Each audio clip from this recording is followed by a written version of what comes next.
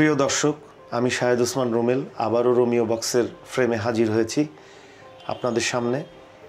আজকে যে গেস্ট নিয়ে আসলে সামনে এসেছি, গেস্টটা একটু ব্যতিক্রমধর্মী গেস্ট। যদি বলেন কীরকম ব্যতিক্রমধর্মী গেস্ট, আসলে উনি একজন দুরন্তপনা মানুষ ছিলেন, খুব বাউন্ডুলে মানুষ ছিলেন, জীবনটাকে এনজয় করতেন। উনি চাকরি করছেন একটা বেসরকারি কোম্পানিতে। এই গত 2-3 বছর আগে, এখনও উনি চাকরি করছেন, চাকরিরত থাকা অবস্থায় ওনার গত 2-3 বছর আগে হঠাৎ করে ওনার 2টি কিডনি ড্যামেজ হয়ে যায়। ওনার নাম হচ্ছে মিল্টন সরকার। আমরা আজকে মিল্টন দাদার সাথে তার কিডনি নষ্ট হয়ে যাওয়া এবং তার শৈশব কৈশোর এবং তার ব্যক্তিগত জীবন, তার ছেলে সন্তান, তার চাওয়া পাওয়া আকাঙ্ক্ষাগুলো নিয়ে কিছু কথা বলবো। আসলে এখানে কথা বলার মতো কিছুই নেই, তারপরেও দর্শকদের উদ্দেশ্যে ওনার কিছু চাওয়া আছে, ওনার কিছু জীবনের মজার গল্প আছে। আমরা এই কষ্টের মাঝখানেও তার কিছু জীবনের মজার গল্প শুনবো। ওনার 2টি কিডনি নষ্ট হয়ে গেছে। দর্শক আপনারা অনেকেই হয়তো বা অনুষ্ঠানের শেষ পর্যন্ত দেখেন না, টেনে টেনে চলে যান। তাই শুরুতেই আমি বলছি, ওনার 2টি কিডনি নষ্ট হয়ে গেছে। আপনারা যদি কেউ ওনাকে একটি কিডনি দিতে চান, অনেক মানুষ আছেন যারা কিডনি দিতে চান একজন অসুস্থ রোগীকে, দিতে পারেন, আমাদের সাথে যোগাযোগ করতে পারেন। আমাদের কমেন্টস বক্সে নাম্বার দেয়া থাকবে। দাদা কেমন আছেন? কেমন আছি এই কথাটা আমার পক্ষে বলাটা খুব একটা সহজ না, তবে আপনাদের আশীর্বাদ, দোয়া, সবার ভালোবাসায় বেঁচে আছি, এই পর্যন্তই। আসলে আমারই ভুল হয়েছে এমন একটা পরিস্থিতিতে আপনাকে কেমন আছেন জিজ্ঞেস করাটা, এটা আসলে সমীচীন হয়নি। না, ঠিক আছে, কেউ কেউ জানে, কেউ কেউ জানে না। আপনি হয়তো জানেন, আপনি একটু অনুশোচনা করলেন, এই আর কি, এটা সমস্যা না। আমরা আজকে আসলে যাকে নিয়ে বসেছি তার 2টো কিডনি নষ্ট হয়ে গেছে। কিডনি নষ্ট যে হলো সেই গল্পে একটু পরে যাই। আপনাকে আরেকটা প্রশ্ন করতে চাই, আপনি কোথায় চাকরি করেন? আমি জাগতিক প্রোডাকশনস নামে একটা ইভেন্ট ম্যানেজমেন্ট কোম্পানির অ্যাকাউন্টস অ্যান্ড ফাইন্যান্স ম্যানেজার হিসেবে আছি। এটা গুলশানে। ঢাকা লিড ফেস্ট হচ্ছে বাংলাদেশের সবচেয়ে বড় সাহিত্য সম্মেলন। বাংলা একাডেমিতে যেটা হতো, এটা 2-3 বছর ধরে বন্ধ আছে বিভিন্ন কারণে, অফিসিয়াল একটা ব্যাপারে। ওখানে আমি আসি এখন পর্যন্ত, সেই 2012 থেকে এখন পর্যন্ত। অর্থাৎ আপনি একটা ইভেন্ট ম্যানেজমেন্ট কোম্পানির সাথে যুক্ত আছেন? জি, অ্যাকাউন্টসে। হ্যাঁ।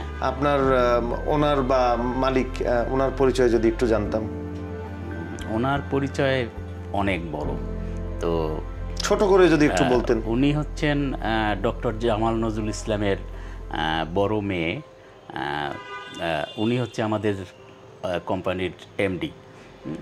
তো ওনার সাংস্কৃতিক মানসিকতায় মানে আমাদের কোম্পানিটা বেশ এস্টাবলিশড এবং আরও উত্তরোত্তর ভালো একটা পর্যায়ে যাবে বলে আমার বিশ্বাস।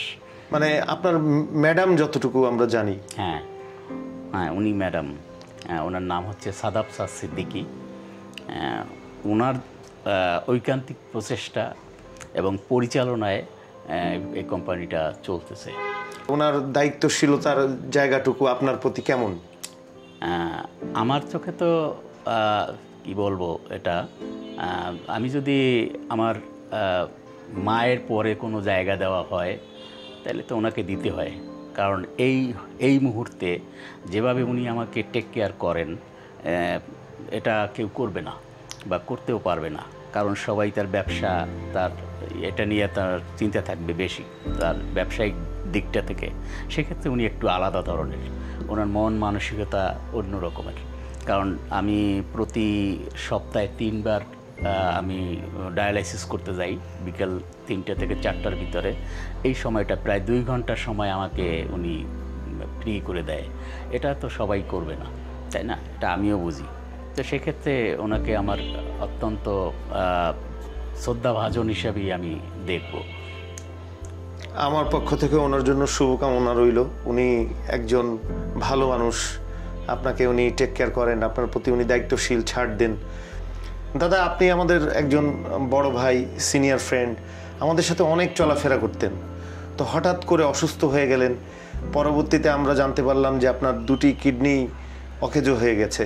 এটা কি আপনি অসুস্থ হওয়ার আগে বুঝতে পেরেছিলেন? না, আমি আসলে বুঝতেই পারিনি। আমার 2023 সালের এপ্রিল মাসের প্রথম দিকে আমি খুব কাশতেছিলাম। তারপরে ডাক্তারের কাছে গেলাম, ডাক্তারে কয়েকটা রিপোর্ট ওই মানে টেস্ট দিল।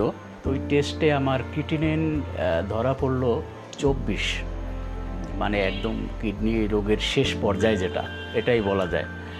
ডাক্তার তখন বলল যে এটা ভুল রিপোর্ট দিছে, আপনি আরেকবার টেস্ট করান।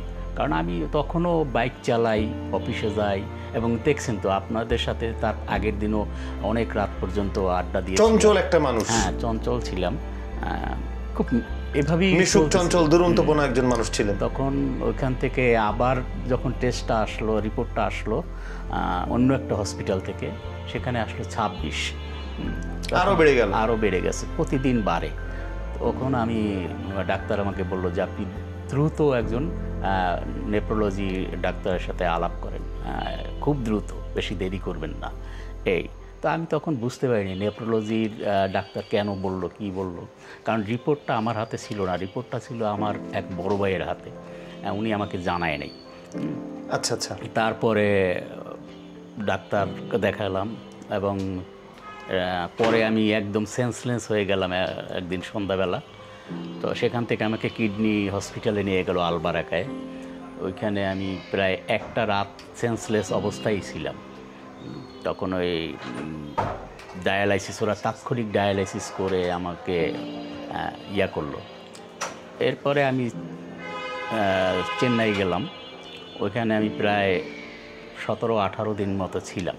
তারপরে বাংলাদেশে আসলাম। বাংলাদেশে এসে এখন গণস্বাস্থ্য হাসপাতালে আমি ডায়ালাইসিস করছি সপ্তাহে 3 বার। হ্যাঁ, যেটা আমার জন্য খুব ব্যয়বহুল। হ্যাঁ, তারপরও করতে, বেঁচে থাকতে হলে তো করতে হবে। যেটা আপনি বলছিলেন কেমন আছেন, এই কেমন আছেনের একটা অংশ হচ্ছে বেঁচে আছি। ওই বেঁচে থাকার জন্যই আমি এটা করতেছি, এই আর কি। মানে আপনি বেঁচে থেকে আসলে মৃত্যুর সাথে লড়াই করছেন। হ্যাঁ, আমি আমার মরণকে ভয় নেই। মরণটা খুব আসলে কি, হুমায়ুন আহমেদ বলছিলেন মৃত্যুটা অত্যন্ত সুন্দর। তো হ্যাঁ, মৃত্যুটা অত্যন্ত সুন্দর, এতে কোনো ভয় নাই বা ভয় পাওয়ার কিছু নেই। এটা ঈশ্বরের কাছ থেকে এটা একটা সৃষ্টির একটা অংশ। তো আমার ভয়টা লাগতেছে আমার পরিবারের যে 2টা ছেলে আছে, ওরা খুবই ছোট বলা যায়। তো আর আমার স্ত্রী ও মানসিক একটা রোগী হিসাবে এখনও আছে। তো এই রোগ শোকের ব্যাপারে ওর তেমন একটা নাই, কনসেপ্টটা নাই। আর আরেকটা বিষয় হচ্ছে, আমি চাইতেছিলাম যে আমার ছেলেটা অন্ততপক্ষে একটু নিজের পায়ে দাঁড়া, তারপরে আমি মারা যাই। কিন্তু আমি এখন দেখতেছি আমার সামনে মৃত্যুর একটা হাতছানি। হ্যাঁ, এই জন্য আমার ভয়টা লাগে, আর কিছু না। আমি যদি আর 5টা বছর বেঁচে থাকতে পারতাম, তো আমার কোনো থাকতো না, আক্ষেপ বা কোনো থাকতো না আর কি। এটাই আমার জীবনের আর কি সবচেয়ে বিষয়। মাঝে মাঝে কান্না করি একা একা শুয়ে, কারণ আগে আপনাদের সাথে আড্ডা দিতাম এই এলাকায়, অনেক এলাকায় আমার অনেক ভালো ভালো সার্কেল আছে। তা আমি এখন একা একা শুয়ে থাকি সারাদিন, সকাল থেকে রাত পর্যন্ত, শুধু অফিস টাইমে অফিসে যাই। এই আর কি চলতেছে আর কি জীবনটা। দাদা, প্রায় 2 বছরের অধিক সময় আপনি কিডনি রোগে ভুগছেন। এই পর্যায়ে এসে আপনার বন্ধুবান্ধব, আত্মীয় স্বজন বা ঘনিষ্ঠ যারা ছিলেন আগে, যাদের সাথে চলাফেরা করেছেন, তারা কি খোঁজ খবর রাখেন? হ্যাঁ, শুরু থেকে আমার যে একটা সার্কেল আছে এখনও, 86 ব্যাচের, আর আমি এসএসসি 86-এ পাশ করেছিলাম। ওই পটুয়াখালীর 86 ব্যাচটা আমাকে প্রাথমিকভাবে বেশ সহযোগিতা করছে। ওদের সহযোগিতায় আমি সারভাইভ করতে পারছি আর কি শুরুটা, এবং এখন এই জন্যই হয়তো বা আমি ভালো আছি একটু। এবং প্রতিটা মুহূর্তে তারা আমার খোঁজখবর নেয় এবং আমার পাশে দাঁড়ায় বা থাকে এবং আছে। আর আত্মীয় স্বজন বলতে আমার এইরকম মানে এস্টাবলিশড আত্মীয় স্বজন খুবই কম, যার ফলে প্রথম অবস্থায় তারা আমার কাছ থেকে হেল্প নিত। এখন হয়তোবা কি চিন্তা করতেছে যে মানে ওনার ফোন দিলে হয়তোবা টাকা চাইতে পারে বা কিছু বা এরকম সহযোগিতা চাইতে পারে, এই জন্য হয়তো বা তারা একটু গ্যাপ রাখছে, রিলেশনটা রাখছে খুব একটা কম। এই অবস্থায় আছি আর কি, তেমন ওইরকম খোঁজখবর নেয়ার লোক খুব কম। আমি একাই নিজেকে চালাই নিচ্ছি বা চলছি এই। আর না, এই পর্যন্ত এইরকমই। আপনার 86 সার্কেলের বন্ধুবান্ধবের জন্য শুভকামনা, তারা আপনার খোঁজখবর রাখেন, খেয়াল করেন। দাদা, আর একটা চমৎকার ঘটনা আছে। আপনার একজন বিখ্যাত বন্ধু আছেন, যিনি হলেন মাসুদ মহিউদ্দিন, নাটকের সেই বিখ্যাত পরিচালক, সিনেমাও বানিয়েছেন একটি। তো উনি আপনার ছোটবেলার বন্ধু। ওনার একটা হারমোনিয়াম বা ওনাদের একটা হারমোনিয়াম আপনি চুরি করেছিলেন সেই কিশোর বয়সে, সেই গল্পটা যদি একটু বলতেন। না, এটা চুরি বলতে কি, আমরা দুষ্টামি, যেটা কিশোর বয়সের দুষ্টামি। জীবনে আমরা খুব বাউন্ডুলে ছিলাম। আমাদের একটা গ্রুপই ছিল সারাক্ষণ বাউন্ডামি করা। তো ওর হারমোনিয়ামটা ওর না, হারমোনিয়ামটা ছিল পটুয়াখালী শহরের একজন বিখ্যাত সাংস্কৃতিক মনা, ওনার নাম হচ্ছে নুরুজ্জামান খান।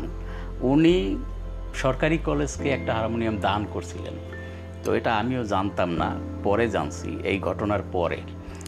তো আমরা একদিন রাতে কলেজের চত্বরে আড্ডা দিতে গেলাম। তখন সরকারি কলেজ বিশ্ববিদ্যালয় হয়নি।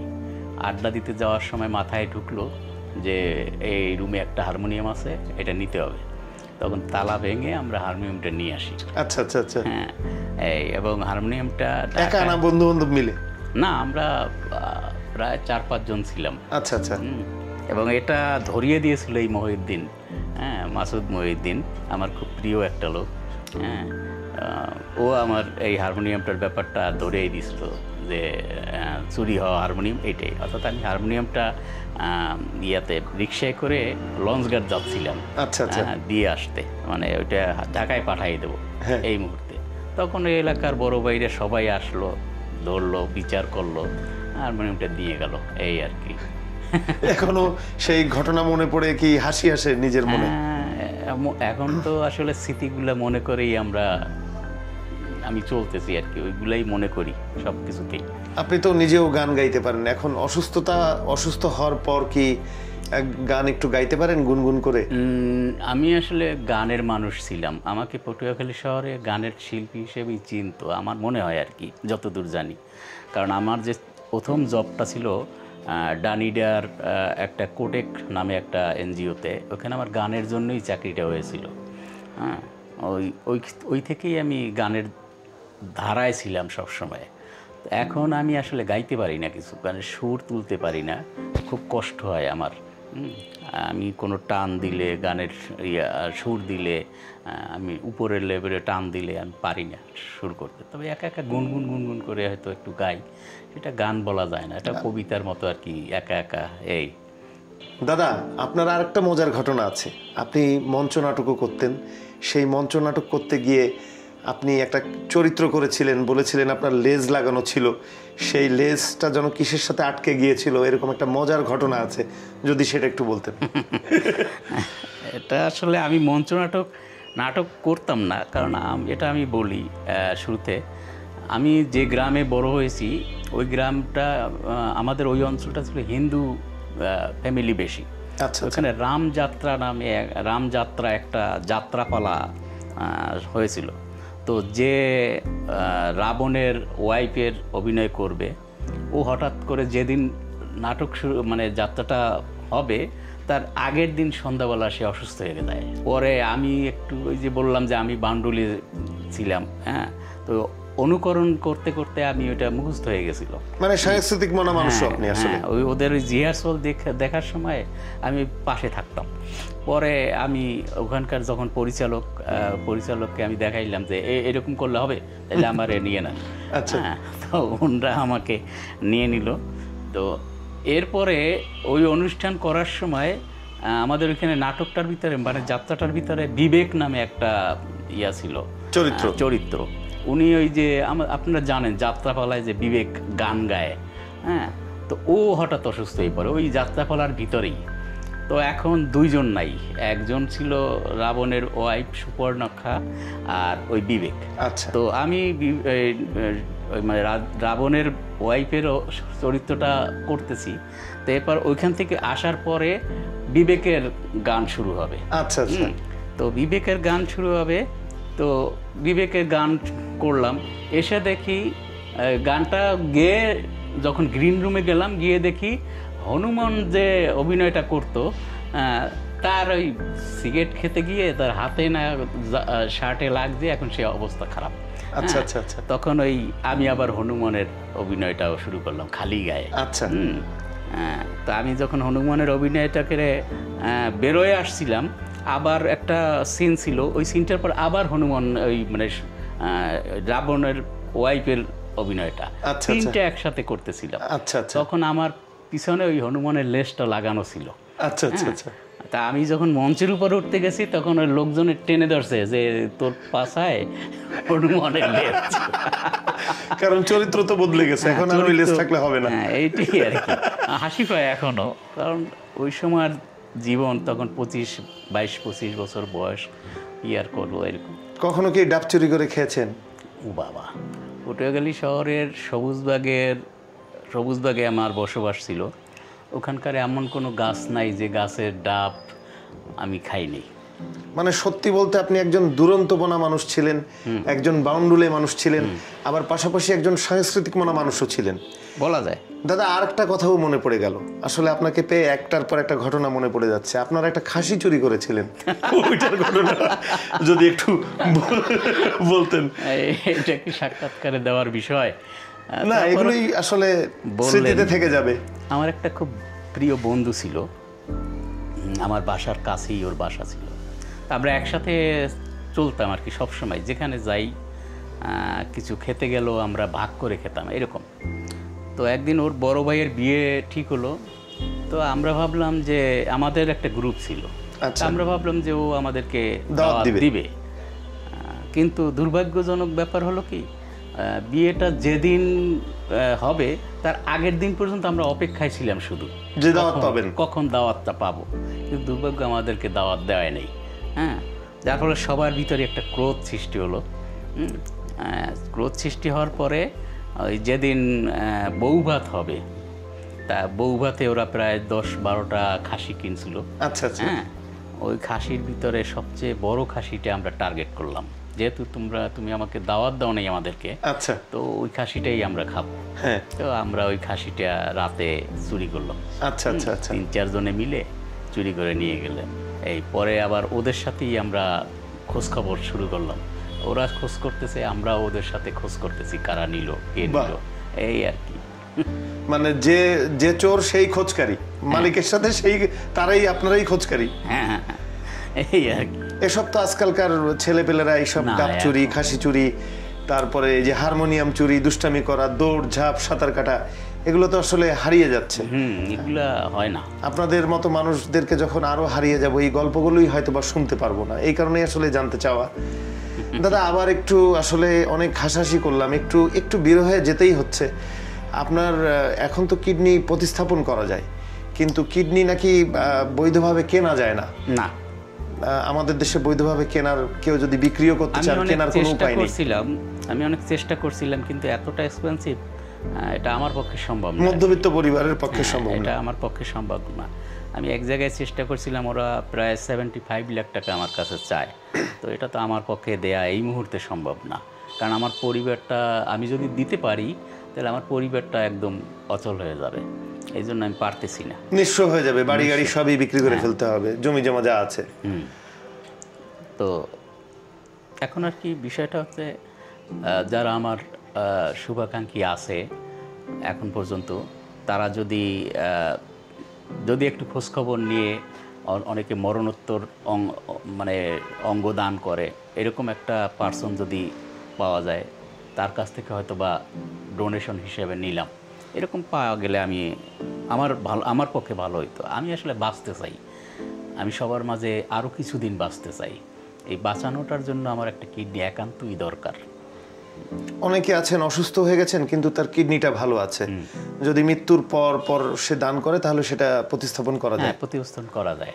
তাহলে আপনি দেশবাসীর প্রতি, আমরা যেহেতু বাংলাদেশে আছি বা অনেক সময় কলকাতা থেকে অনেকে দান করতে পারেন বা যে কোনো জায়গা থেকেই করতে পারেন পৃথিবীর, আপনি চান যে কেউ আপনাকে কিডনি দান করুক যদি সেরকম ভাগ্যে আপনার থাকে? কেন নয়, এটা তো সবাই চাইবে, কারণ আমি তো আগেই বলছি আমি একটু বাঁচতে চাই। তো বাঁচার জন্য একটা কিডনি, অন্ততপক্ষে একটা কিডনিও যদি হয় তাও বেঁচে থাকা যায়। আর এখন তো আমার চিকিৎসার উপরে আমি বেঁচে আছি, আমার চিকিৎসাটা যদি বন্ধ হয়ে যায় তাহলে আমার মনে হয় 1 সপ্তাহ আমি বাঁচব না, সর্বোচ্চ 1 সপ্তাহ পরে আমি আপনাদেরকে ছেড়ে চলে যাব। ইস দাদা, যখন আপনি সুস্থ ছিলেন, মানে আমি আরো 10 বছর আগে যদি বলি, তখন এরকম মনে হতো না বাঁচলে বাঁচলাম না হলে মরলে হ্যাঁ, মরলাম, ওই সময় এরকম তো একটা আমার- ফিলিংস কাজ করতো না না, ওই যখন সময় তো আমার যুবক ওই ছিলেন? বাঁচা মরার প্রতি কোনো অতটা ছিল না, ওইরকম ওটা ছিল না, কারোই নাই এরকম যে আমি আরও তাহলে এত পৃথিবীতে এত ঝগড়া বিবাদ, এত খুনাখুনি মারামারি এগুলো হতো না। যদি মরণের চিন্তা করা হতো তাহলে এগুলো হতো না। দাদা, কেউ যদি কিডনি দিতে চান আপনি বলেছেন তাহলে আপনি নিতে আগ্রহী এবং সেই কিডনিটা প্রতিস্থাপন করে আপনার আরও বাঁচার ইচ্ছে আছে, তো দর্শকদের উদ্দেশ্যে যদি বলতেন আপনার রক্তের গ্রুপটা কি? আমার রক্তের গ্রুপটা হচ্ছে বি পজিটিভ। আর ডাক্তার আমাকে যেটা বলছে, ও পজিটিভ বা বি পজিটিভ রক্তের গ্রুপ যাদের আছে তাদের কিডনি আমার শরীরে স্থাপন করা সম্ভব।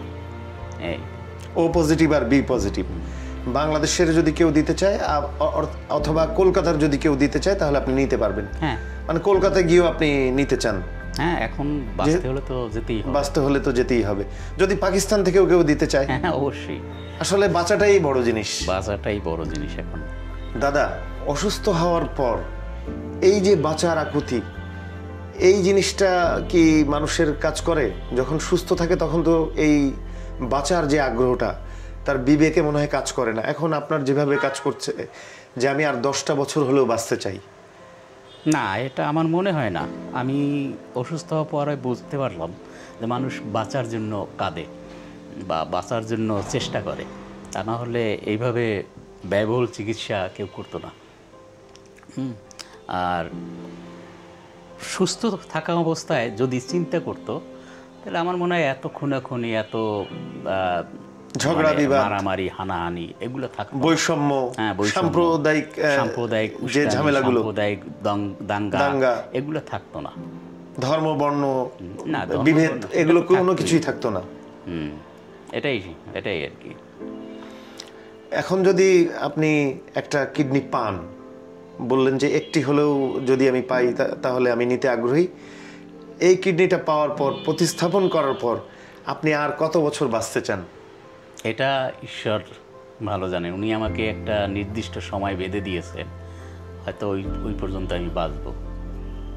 মানে আশাটা রাখছেন যে একটা কিডনি হলো হয়তো বা আমি আর 10টা বছর বা 15টা বছর বেঁচে যেতে পারি? আমি আসলে আশা করতেছি আমার পরিবারে আমার সন্তান 2টা মানুষ হওয়া পর্যন্ত। কারণ ও এখন কম্পিউটার সায়েন্স অ্যান্ড ইঞ্জিনিয়ারিং নিয়ে একটা প্রাইভেট ইউনিভার্সিটিতে পড়তেছে, 3rd সেমিস্টার চলতেছে।